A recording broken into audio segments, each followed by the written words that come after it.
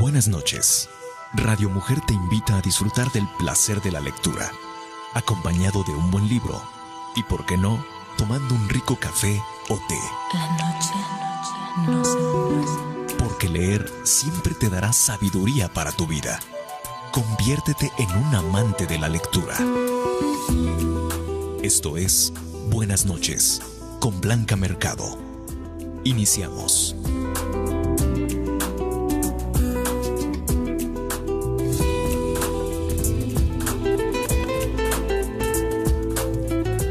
Cuando llega la noche, se encienden las estrellas y te siento junto a mí.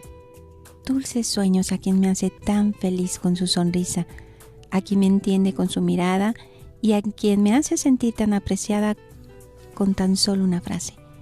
Buenas noches. Este no es un programa de radio, sino una zona de encuentro. Y en esta noche, buscando junto a ti en cada palabra que podemos encontrar en un libro, vamos a también recuperar un mensaje que nos motive, que nos informe, que nos inspire. Porque tú sabes que yo antes de dormir siempre debo leer un buen libro. Ya tengo todo listo. Vino tinto, he preparado canapés de jamón serrano para cenar, tostaditas de marlin con aguacate. Te voy a pasar la receta, está riquísima y es receta de familia. Postre, gelatina de limón. Hoy trabajaremos sobre un libro que encontré y que me inspiró para este tema, Rejas rotas. Hablaremos de fugas, traición, impunidad en el sistema penitenciario mexicano. El autor, Luis Carlos Sáenz, debe estar por llegar. ¿Qué tal? Buenas noches, ¿cómo estás? Hola Blanca, muy buenas noches. ¿Cómo estás? Bien, pasa por favor. Oye, Cuidado guapa, con el gatito, que es la mascota de la pequeña Rosy. Por favor, bienvenido. ¿Cómo te ha ido? Todo bien, gracias a Dios. Por favor, Ahorita pasa. Estaba lloviendo hace ratito. Sí, pero ya el clima está mejor, ¿no? Por favor, siéntate, preparado una rica cena.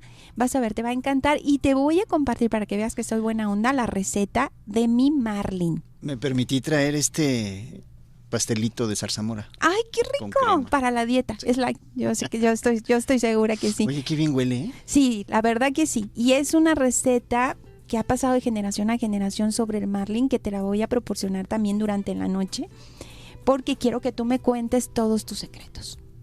Por favor, cuéntame, ¿por qué escribir un libro, Rejas rotas, editorial Grijalbo, sobre el sistema penitenciario mexicano? ¿Por qué?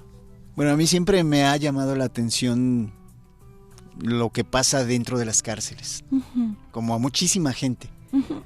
Sí. Que quieren saber qué pasa dentro, pero no les gustaría estar allí. Sí. Igual ocurre conmigo, solo que yo por mi función como periodista, pues empecé a reportear cuestiones de nota roja, de nota policíaca, y muchos de esos caminos me llevaron al penal de Puente Grande, a conocer los procesos penales en los juzgados y bueno, a preguntarme qué había detrás de esas enormes murallas, de esas torres donde había mucha gente vigilando, gente armada. ¡Qué impresiona! Que impresiona, empecé a conocer el mundo carcelario cuando estuve en esta casa radiofónica en Promomedios. Teníamos un programa policíaco y las autoridades nos permitían transmitir todos los jueves, creo que eran los jueves, desde la terraza del Centro de Readaptación Social. Y transmitíamos programas, conocíamos a los internos, conocíamos la parte humana, pero lo que definitivamente me marcó para escribir sobre cárceles y saber y seguir enterado de qué ocurre en ellas y contar las historias, son los motines, hechos sangrientos que hubo en 1995, donde fui a cubrir como reportero y donde tuve la mala experiencia de ser un rehén durante ese motín, un rehén durante varias horas. Y bueno, pues ahí llegué a conocer un poquito más a estas personas. ¿Y qué concepto tienes? Bueno, yo estaba en un dormitorio donde hay gente violenta, la gente que había sido castigada, pero que estaban inconformes, por lo mismo que estaban inconformes hasta aquel que se portara bien, que era por los malos tratos de custodios, por la mala atención a sus visitas, el maltrato, los abusos, vejaciones, falta de alimentos, en cantidad y en calidad, falta de agua, castigos. Ellos estaban en celdas aislados y bueno, pues reventaron, ¿no? Como dicen por ahí. No se les justifica, pero sí de alguna manera llegas a comprender que el hombre nace en libertad, debe de vivir siempre libre y finalmente ellos que han infringido la ley encuentran esa restricción, pero no por eso dejan de ser seres humanos. Yo quiero contactar con Luis Carlos Sainz, el escritor, no solamente de periodista que te lleva a como a familiarizarte con estos temas. Cuando ya estás sentado, preparado para poder hacer esta obra, tienes que investigar. ¿Hay un trabajo detrás profundo o cómo es esto? Sí, mira, podría yo hablar de muchísimas cosas que pasan o pasaron en las cárceles.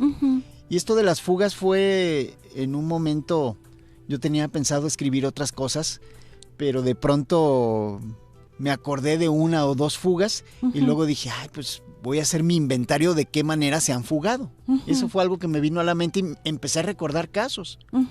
Y entonces luego fui a mis archivos y de pronto pues me di cuenta de que tenía, si no todas, casi todas las fugas que ha habido y los intentos de fuga en los penales de Puente Grande. Entonces empecé como a tomar esas piececitas separadas y armar un rompecabezas. Y entonces ya con lo que había sido noticia en un día determinado, de 1980, de 1985, del 90, dije, esas son notas, la nota de ayer ya es una nota vieja. Pero ¿qué tal si investigamos qué pasó con ese reo? ¿Qué fue lo que hubo antes? ¿Por qué llegó a la cárcel? Y entonces empecé a buscar de cada uno de los casos el antes y el después de las fugas. ¿Estamos hablando de años de investigación? Sí, estamos hablando del penal de Puente Grande. El complejo penitenciario fue inaugurado en 1979. A partir del 81 fue cuando empezó a registrarse este fenómeno de las evasiones. Y yo soy reportero desde 89. Entonces tuve que tener todos mis casos del 89 al presente y empezar a investigar del 89 hacia atrás. Y empezar a juntar todas esas piezas y completar lo que yo ya tenía con datos de investigación, con datos de familia, con datos de expediente, con datos de sentencia. Cada autor escribe de diferente manera. Hay quienes empiezan por el final, hay quienes empiezan por una historia. ¿Cómo empieza este libro? ¿Dónde estabas? ¿Qué es lo primero que escribes? A lo mejor el título. No sé, me encanta imaginarme qué hace el autor. Bueno, ya la idea de hacer un libro estaba desde hace mucho, ¿no? Como mucha gente con la que platicamos. Yo también quiero escribir un libro. Voy a escribir un libro y pues así estaba yo en eso. Sí. Y pasaron años y nunca hice ningún libro, ¿no? Y material siempre he tenido de sobra. Y esa vez me encontraba yo en un fin de semana de descanso en una hacienda allá por Zapotlanejo. Estuve turisteando sin hacer nada, pero se me ocurrió llevarme la computadora, cosa rara. Y entonces estaba yo en el proyecto de mi tesis, que es sobre aspectos carcelarios, y empecé a acordarme de lo de las fugas y las empecé a hilar. Lo que empezó a ser como un reportaje resultó ser la introducción del libro. O sea que un libro trae muchas historias que a veces no conocemos y hoy las vamos a descubrir.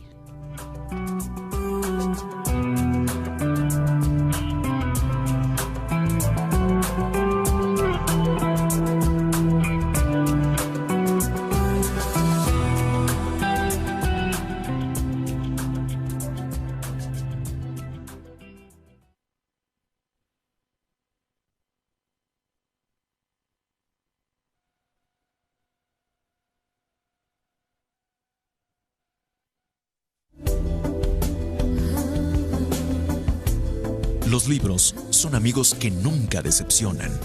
Buenas noches. Continuamos.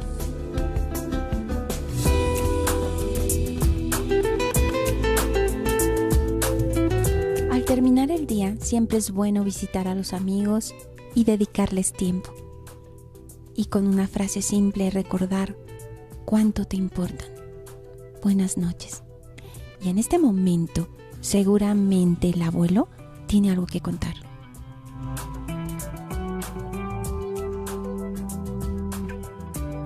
Abuelito, dime tú. Este no es un cuento cualquiera.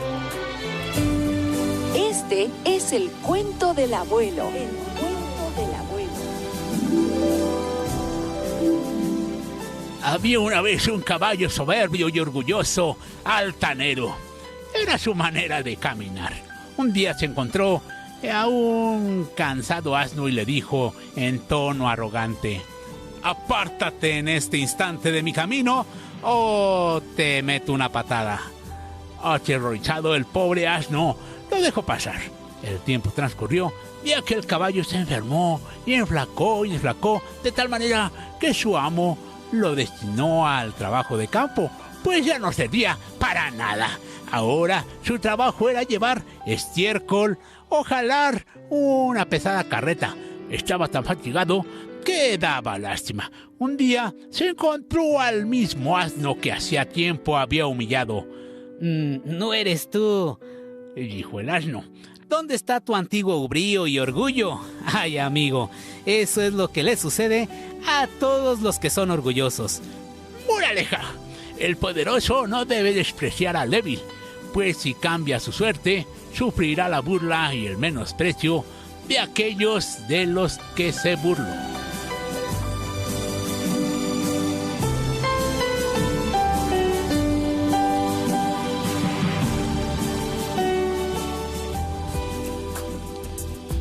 Y con esta inspiración del respeto, yo quiero indagar, porque yo creo que algo muy importante para los amigos de Buenas Noches es conocer qué hay detrás de un libro, qué hay con el autor.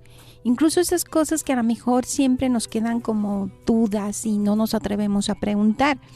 Y pues Luis Carlos, me da mucho gusto que estés aquí. Me siento feliz de tener en mis manos el libro Rejas Rota, editorial Grijalbo. Y un libro muy interesante, dinámico, divertido, profundo y de investigación.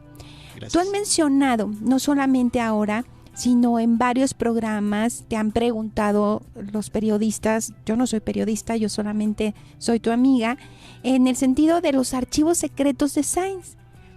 Y siempre te he escuchado que contestas que no hay tales, pero yo quiero preguntarte, ¿los archivos secretos de Sáenz qué? Son secretos. Son secretos, Blanca. Pero existen. Existen en mi mente y existen también en, pues, ir elaborando información, con la información que a ti te llega, que puede ser de cualquier fuente, darle un proceso e irla depurando qué sirve, qué no sirve y qué nos puede servir más adelante, porque es cuando te das cuenta el por qué ocurren ciertos fenómenos y se repiten, ¿no? Como esto de las fugas, simple y sencillamente pueden verlo el lector como algo de entretenimiento, sí, pero puede verlo la autoridad como lecciones de lo que ha pasado y que no debería de volver a repetirse.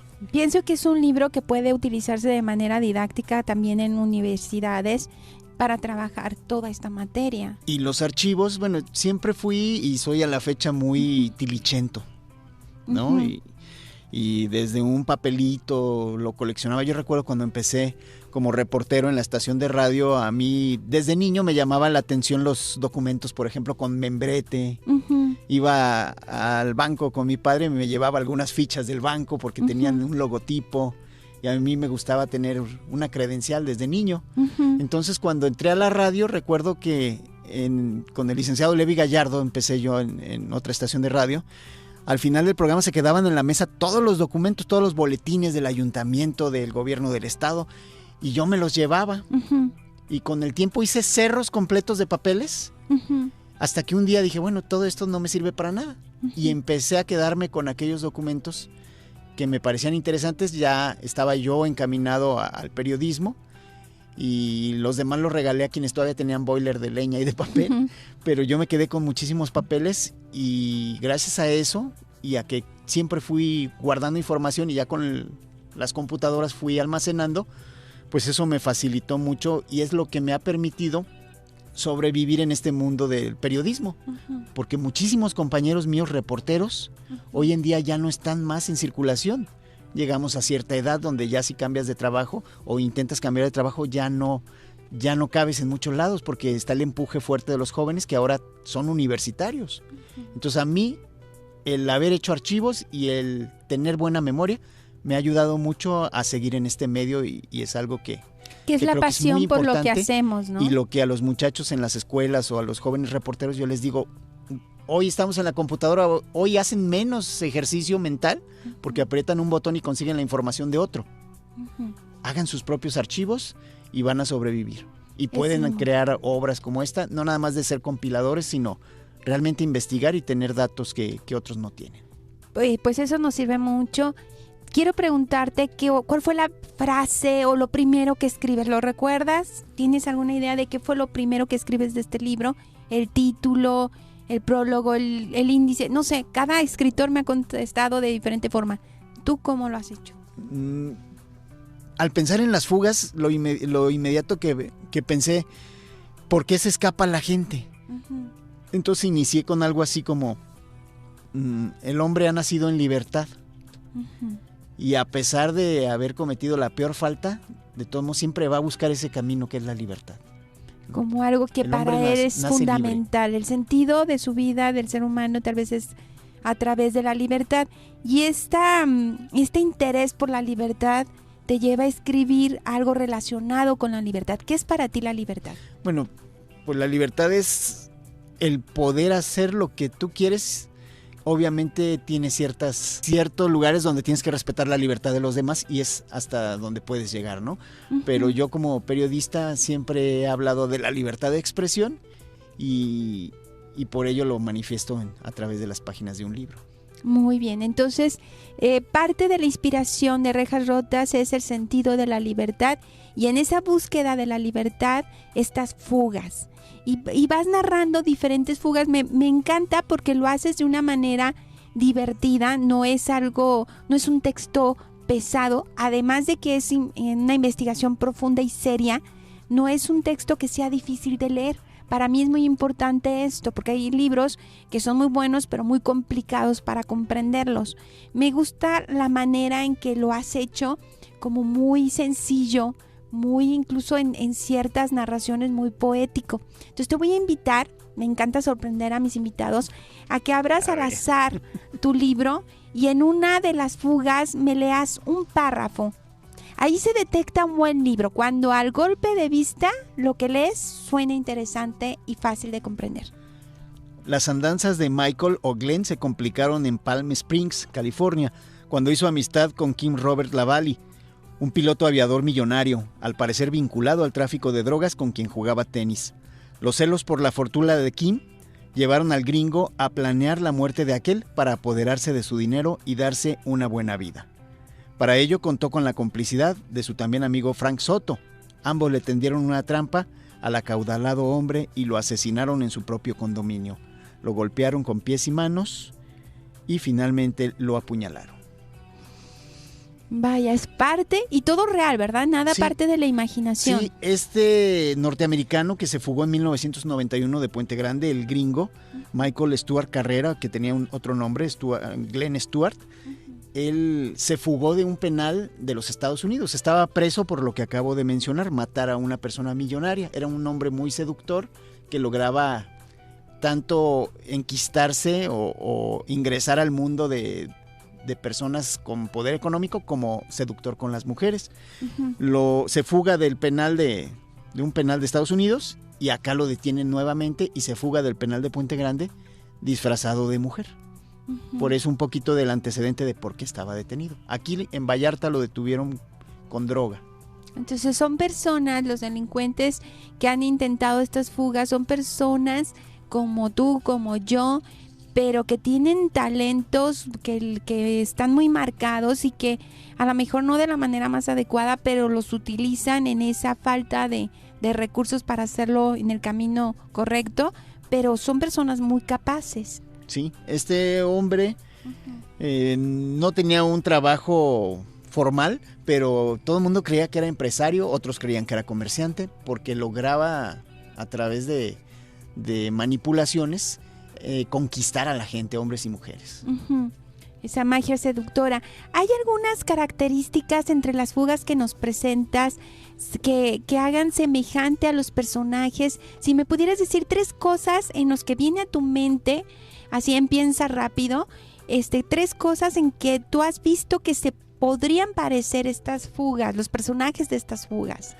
Bueno, todos ellos son hábiles, al menos en cuanto a agilidad mental y a estar listos y analizando el movimiento de los demás. Muy analíticos, observadores. Todos son labiosos en su mayoría. Habilidad para comunicarse, muy bien. Así envolver. Es. Y también muestran cierto aspecto como de dar, no lástima, pero sí como un poquito de tratar por llegar por el lado emocional al personal de seguridad. O sea, tratan de ser como la parte que nos mencionabas de la seducción, o sea, son carismáticos. Sí, pero me refiero a ser así como que si te dijeran, es que mi madre está enferma, mi hijo está enfermo, entonces tratan de llegar por ese lado. Manipuladores a través de las emociones. Sí. Oye, esto está súper interesante, tienes que seguirme contando más.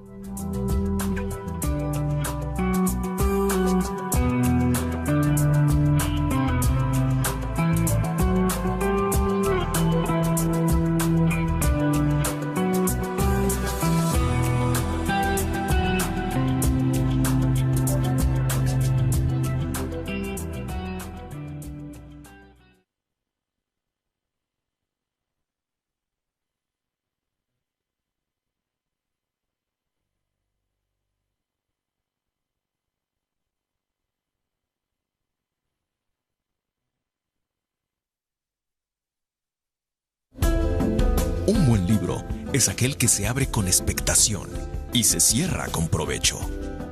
Buenas noches. Continuamos.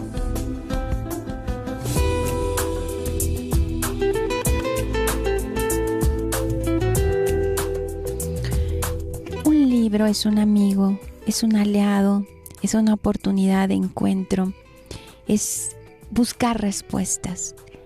Y en este momento, la pequeña Rosy eso está haciendo.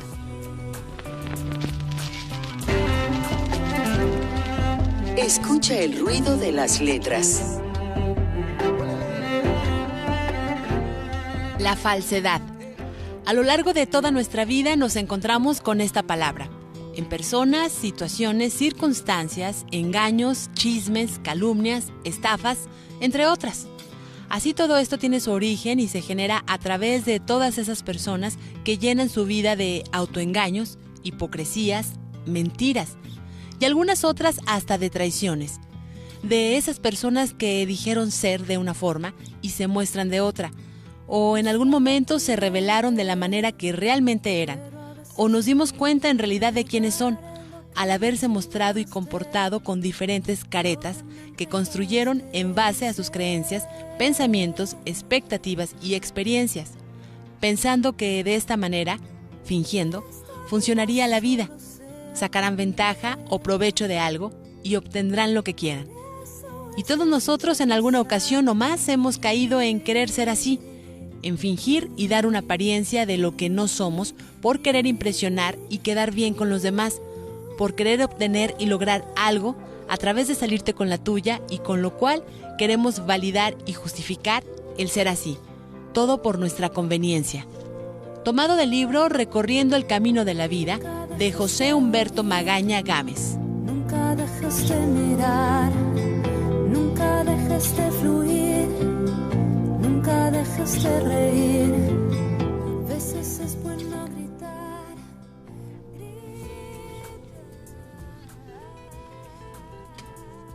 Rejas rotas. Luis Carlos Sainz, editorial Grijalbo. Escucha.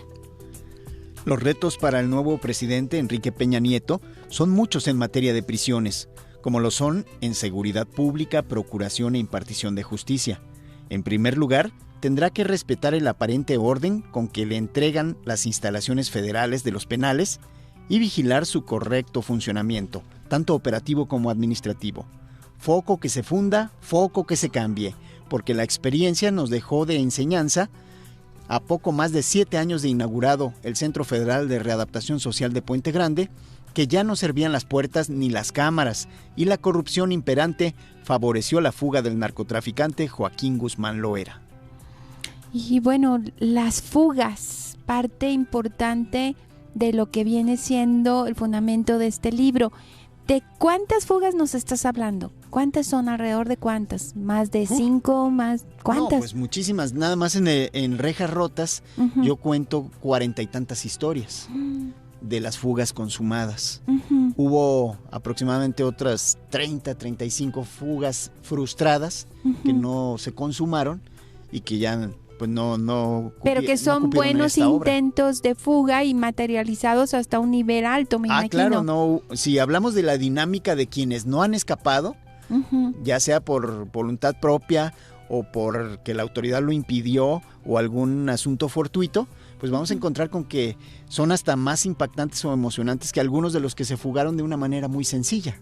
Claro. Simplemente para cuestiones editoriales fue más atractivo para la editorial publicar las que sí se consumaron.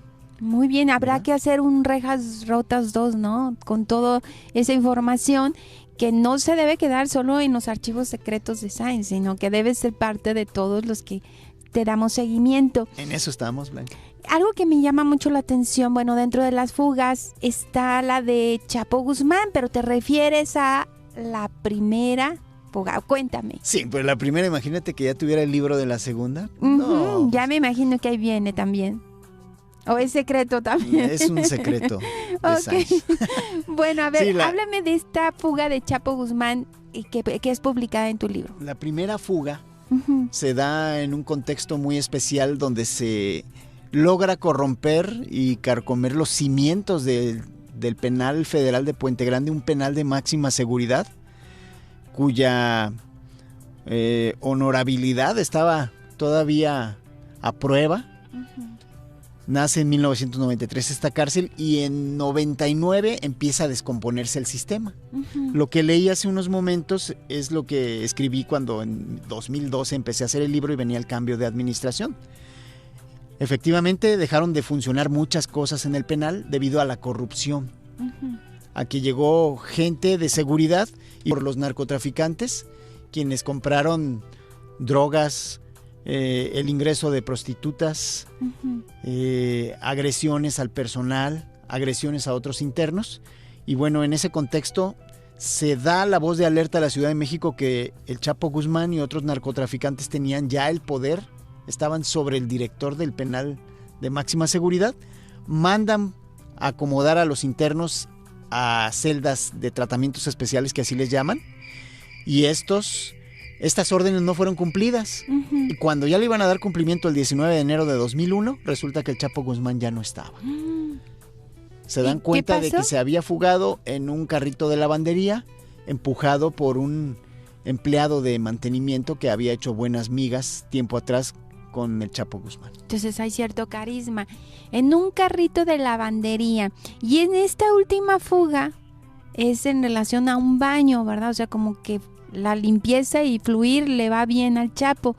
Y en esta última fuga, ¿qué puedes decir? ¿Qué nos puedes aportar? Que bueno, se ha platicado tanto, en todos lados escucho hablar de lo mismo, a pesar de que bueno, no es mi área en especial, pero pues me ha despertado mucha curiosidad. Entonces, ya que te tengo aquí, voy a hacerte varias preguntas también al respecto. ¿Qué ocurre en esta segunda fuga? Bueno, es muy incipiente todavía la información, pero pues lo que se tiene es una horadación, no cualquier perforación en el piso, sino un túnel con alta imaginación de parte de quienes lo realizan y sobre todo alta tecnología que se utilizó para elaborarlo. No estamos hablando de un túnel como los de la mayoría de las fugas de cárceles, que cruzas la calle, sales a una finca al otro lado o en la coladera y ya te vas. Sí. Acá estamos hablando de 1,5 kilómetros de distancia, desde el penal hasta una casita en construcción que se estaba elaborando ahí en una zona donde pues son parcelas en su mayoría. No está permitido construir cerca del reclusorio y bueno, pues por eso lo hicieron hasta 1,5 kilómetros. Necesitaron de topógrafos, ingenieros, arquitectos, electricistas. Era un túnel que tenía incluso unos rieles para que 2 motos mecánicas funcionaran para sacar la tierra o para llevar y traer materiales. Quiere decir que desde tu punto de vista, entre la primera fuga que tenemos registrada en Rejas Rotas y esta segunda fuga, hay como una evolución en el protagonista, o sea, es más espectacular, más ruidosa, más compleja, ha aprendido mucho, lo está aplicando, ¿qué podrías decir? Y es que es obvio, mira, todos los delincuentes que se han escapado de prisión, si te escapas de una cárcel municipal, el día que te detienen y te mandan a una cárcel estatal para que no te escapes de una municipal, pueden o podrían escaparse de esa cárcel estatal, y ha ocurrido. Entonces, al Chapo Guzmán ya le tenían mucha vigilancia por haberse escapado en una ocasión. Igual que a todos los internos les tienen cámara en su celda, y aparte algunas cuestiones de vigilancia mayores. Pero resulta que en la celda había 2 puntos ciegos, que eran precisamente el retrete y el otro la regadera. Esos 2 espacios no tienen cámara por cuestión de respeto, de yo dignidad, creo, dignidad y respeto a los derechos humanos. Entonces por ahí, por el piso de las regaderas donde se hace este túnel, que obviamente quienes construyeron el túnel debieron contar con los planos y apoyo de las autoridades, de algún tipo de autoridad. Puede ser de muy abajo o de muy arriba, pero indudablemente hay gente implicada que dejó de hacer lo que tenía que hacer, y el circuito cerrado de televisión sí advierte que el Chapo va a la regadera, se agacha 2, 3 veces, camina varias veces como león enjaulado, como la mayoría de los internos pues, se sienten desesperados en el encierro, y finalmente en una de esas se agacha y ya no vuelve a aparecer. Como el agua desaparece, sí, desaparece. Fluye. ¿Tú crees que esto se podría haber llegado a considerar como una posibilidad muy alta por la primera fuga que ya tuvo? O sea, ¿se puede que sí se sospechara que podría pasar algo así o no? Sí se sospechaba que podría intentarlo. ¿Por qué?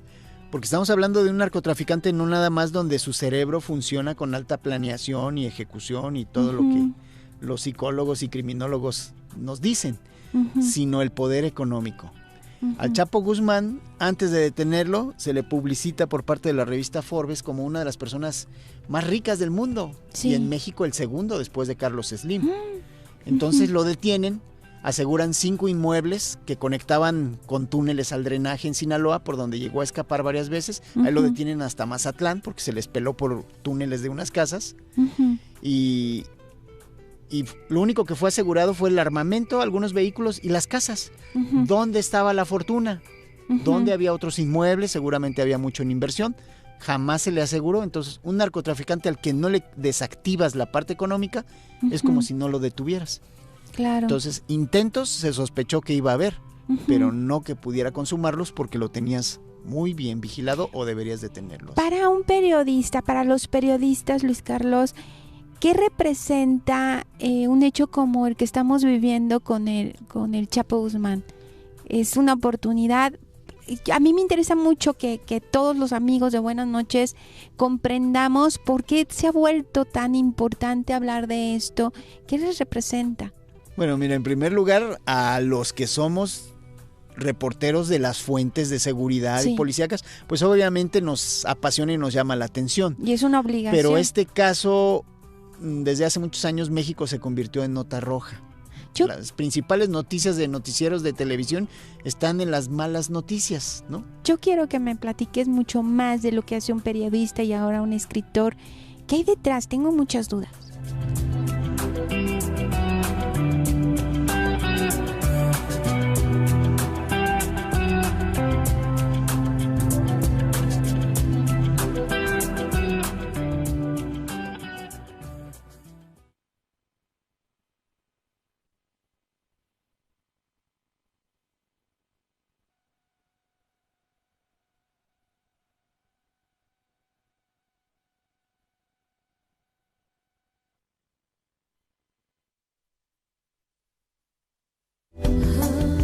Un hogar sin libros es como un cuerpo sin alma.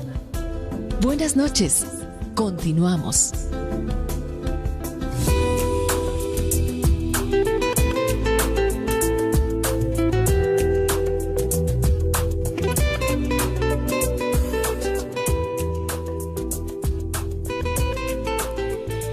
Y bueno, tanto por preguntar, y en esta parte del periodismo es una pasión lo que los lleva, como cualquier otro profesionista, a sentir que tienen que informarnos, darnos los datos más claros. La pregunta que te tengo es, ¿se siente miedo? ¿Hay cierto riesgo de decir la verdad de lo que conoces o proporcionar los datos para que las personas hagan sus propios juicios o su propia opinión ¿Se siente miedo? ¿Tienes miedo al mostrarlo? ¿El periodista siente ese miedo? No, yo creo que ningún periodista tiene miedo. Lo que puedes tener es un poquito de precaución, sobre todo de, pues, no decir cosas que no sean la verdad o cosas que no estén sustentadas en documentos o en la versión de alguien.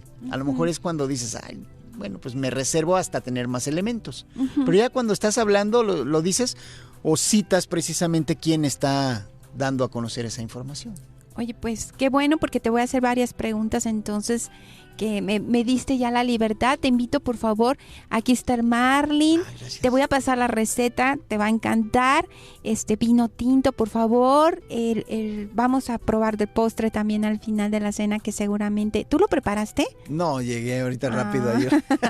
A bueno. Una pastelería de esas de pero el Marlin rapiditas. Es riquísimo, se prepara en unos minutos, es un platillo muy delicioso. Gracias. Si te gusta, te prometo pasarte el secreto, que es que muchos se ríen del secreto que llevan el Marlin, pero bueno, pero es muy delicioso, así que vamos a compartirlo. Y quiero preguntarte sobre esto, el Chapo Guzmán. O sea, todo el mundo habla, lo he escuchado tantas veces en las noticias últimamente, pues es lo que está ahorita imperando, pero ¿quién es Joaquín Guzmán Loera como persona? ¿Hiciste alguna investigación? ¿Has tenido esos datos para poder hablar de él como lo que está haciendo ahorita alguien que es el protagonista de muchas noticias? Prácticamente desde que empecé en esto del periodismo hace ya 25 años, poquito más, pues es un personaje que ha estado allí.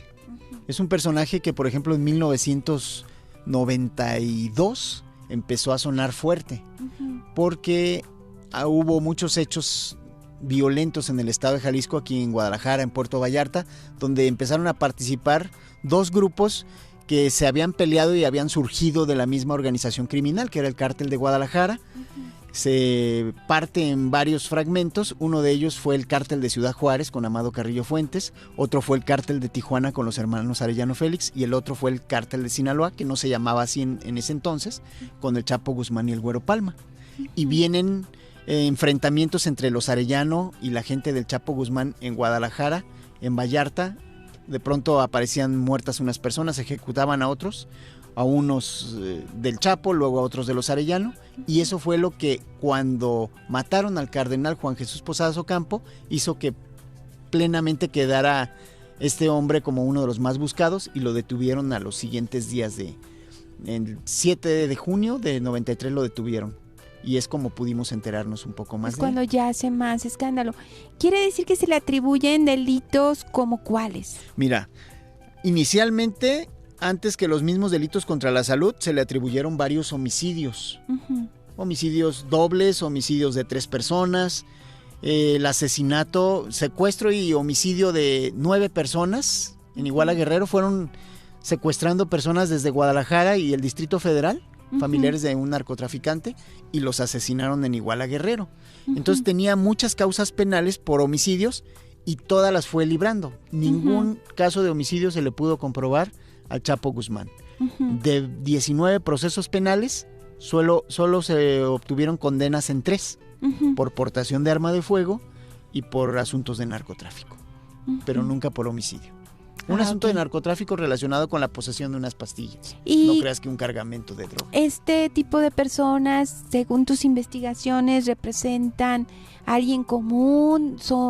¿Qué les pasó? ¿Fueron niños un día? ¿Qué pasó con esto? Bueno, se sabe que el Chapo Guzmán vendía desde paletas hasta bolis, boleaba calzado con tal de ayudar a su madre, porque nace en la Sierra de Sinaloa, en Badiraguato, en un poblado llamado La Tuna, y en extrema pobreza su familia.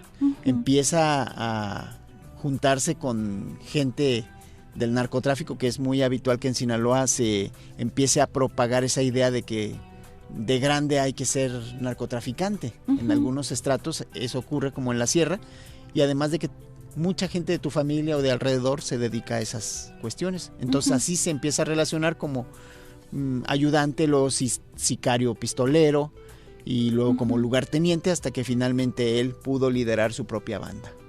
Okay, entonces estamos hablando de una persona que fue creciendo en este ámbito no como tenía- lo pudo haber hecho en otro ámbito. No tenía la primaria completa, por ejemplo. No tiene estudios. No tenía, porque tenía. ya en la A ver, cárcel concluyó la primaria y concluyó la secundaria. entonces lo prepararon. Ujú. Bueno, él es una de las obligaciones. Es un derecho del artículo 18 constitucional para la gente que está en prisión. Es un derecho estudiar, hacer deporte, atenderte la salud, tener trabajo y capacitación ¿Y era para el buen trabajo. estudiante? No mucho, pero pasaba de panzazo. Ah, ¿verdad? ok. Y eso lo demuestran sus constancias que él llegó a promover en un amparo para tratar de obtener la libertad anticipada. Decía, le escribió de puño y letra al juez: yo ya estoy readaptado, señor juez. Yo entré aquí con primaria y ya terminé la secundaria y anexo todas mis constancias. Y eran de que participó en concursos de poesía, en clases de teatro, en fin, cuestiones relacionadas con las artes. Pues es un tema muy interesante del cual podemos hablar tanto, pero Rejas Rotas, un libro de Editorial Grijalbo, autor Luis Carlos Sáenz, periodista, abogado, escritor, y bueno, ya lo escuchaste, el portador de los archivos secretos que hoy confesó que sí existen, aunque son un misterio, y que bueno, que eso hacen que su trabajo sea muy hábil. Y mucho que promete este libro, como seguir investigando de fugas que son fundamentales para conocer qué ocurre de una manera como muy agradable. Permítame, voy al baño, debajo de la cama, barrotes de papel, gracias por su visita, la banda del pollo, las sábanas del adiós, nos aliviamos, nos vamos. O sea, parece que en este libro, que ya lo leí de principio a fin, vamos a pasar un momento ameno, agradable, y vamos a investigar. Sí, nos vamos a sorprender también de la astucia de algunos de estos delincuentes, que no es como para elogiarse. Vamos a ver también en ocasiones la complicidad de un sistema y de algunos malos servidores públicos. Se me antoja para muchos sociólogos también. Para como un psicólogos libro, también, porque hablamos aspectos de la vida en la cárcel para estas personas y el por qué están allí o cómo es su convivencia también, ¿no? Aquí no hay pan duro, sentencia de amor, se volvieron aire, donde andax, tráiganme unas frutas, está rezando. Muy bien, me encanta, estabas muy inspirado y Pues de es una que se manera han muy fugado creativa. de todos los tipos. De la única manera en que no se han fugado en Puente Grande No des ideas, por favor. es por túnel. ¿Ah, sí? Ah, bueno. No, ya. es que aquí el subsuelo en Puente Ajá, Grande es no podría. rocoso tremendamente. En Almoloya debería haber sido así, pero pusieron el penal en una zona de un subsuelo arenoso. Aquí no podrían hacer un túnel. Ah, ok. O Pero sea, todas las sí demás necesitarían ya. una maquinaria que de veras tendrían que verlo. Necesitarían hacer un túnel enorme para meter la maquinaria, para poder hacerlo. ¿Dónde podemos contactarte? ¿Cuál es tu página? ¿Cómo podemos saber de ti? Si queremos este libro, ya sabemos que en cualquier librería, Rejas Rotas, Editorial Grijalbo, ¿hay alguna manera de contactar contigo, tenerlo Sí, claro, contigo y que claro que tengamos sí. un descuento para todos los de Buenas noches? Ah, mira, con muchísimo gusto.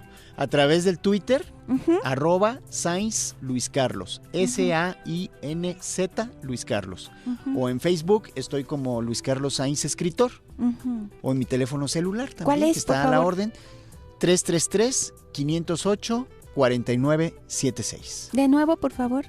333-508-4976. ¿En qué librerías lo encontramos? ¿Puedo decir goles? Sí, puede En ser. Gandhi, en Gonville, en El Sótano y en la librería Mi Cajuela, que es ¿Cuál donde- es esa? Pues es que siempre traigo algunos libros Como en la todo cajuela. escritor. Yo no me dedico a vender libros, yo me dedico a Sí, escribir. pero todo buen escritor Pero sabe que muchas debe veces, así como en tu caso, oye, Sí, y este pues mi libro. descuento de escritor Claro. por parte de Porque la lo que editorial, yo se los queremos doy. es que lean nuestras Así es. obras y que den su opinión.